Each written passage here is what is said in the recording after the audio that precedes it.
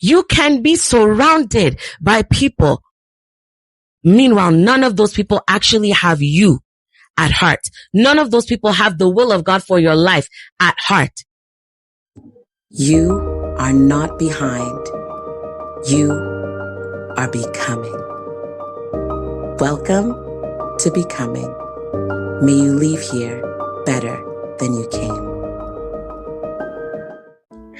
As I've gotten older, I've come to see relationships in a different light.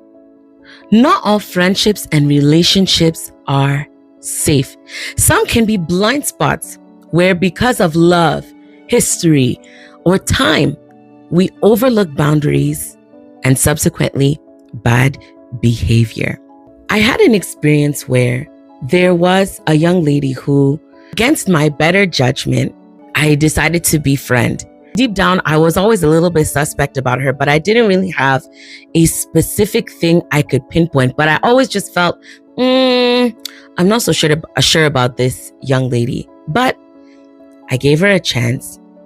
And although things were okay for a little while, at the very end, it turned out that she was at the very epicenter of the most egregious betrayal that I had ever experienced in my life at that time.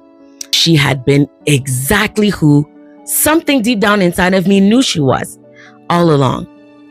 That season taught me one thing.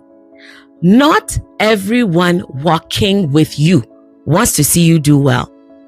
Some only stay close to gain an upper hand, learn about you, gain information and insight so that it can be used at a later time. She was not necessarily a bad person, but I do believe that she allowed herself to be used as an agent of the enemy in that particular season of my life, to be an agent of destruction. I had given access to someone I shouldn't have given access to. Ephesians 6:12 says, we wrestle not against flesh and blood, but against principalities, powers, rulers of darkness in this world, against spiritual wickedness in high places. So it is not the person, but the spirit at work within the person at that particular time. Our only enemy is the devil. It's not your brother nor your sister. But sometimes people align themselves with the agenda of the enemy, either knowingly or unknowingly. We must be careful who we yield access to. This is what Bible has to say about how a friend is described. A friend corrects. Proverbs 27:6 says, faithful are the wounds of a friend who corrects out of love and concern. But the kisses of an enemy are deceitful because they serve his hidden agenda.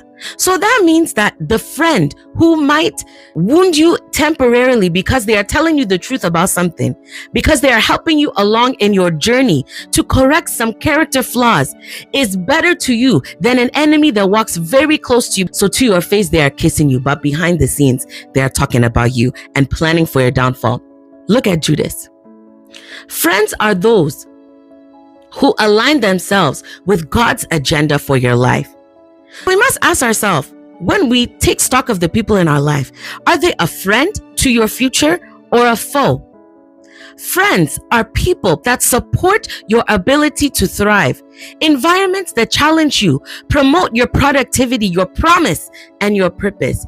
Again, it is not about the person, but about the spirit that they have come into alignment with in that moment.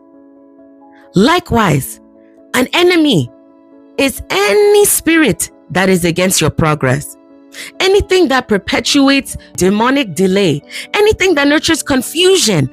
God says he's not the author of confusion. So if you're seeing confusion, God is not the one that gave that thing to you. Anything rooted in a jealous or covetous nature is an enemy to you.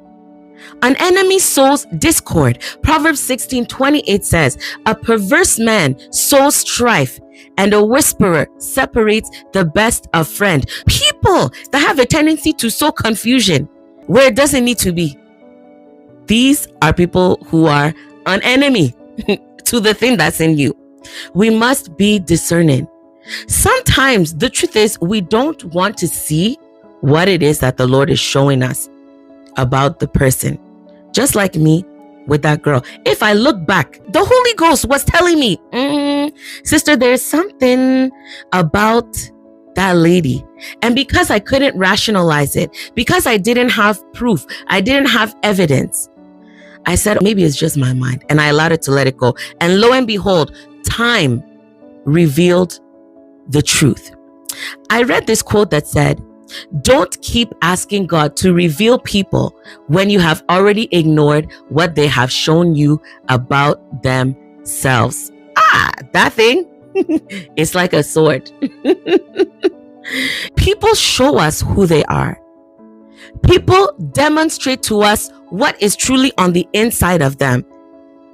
We can tell by the way they speak to us, by the way they behave about the things that we are doing, by the way that they prioritize or don't prioritize us, by the way that they treat us. We begin to see, oh, okay, so this is the truth now coming out. We must assess our access, because the access that we give will always have an expression.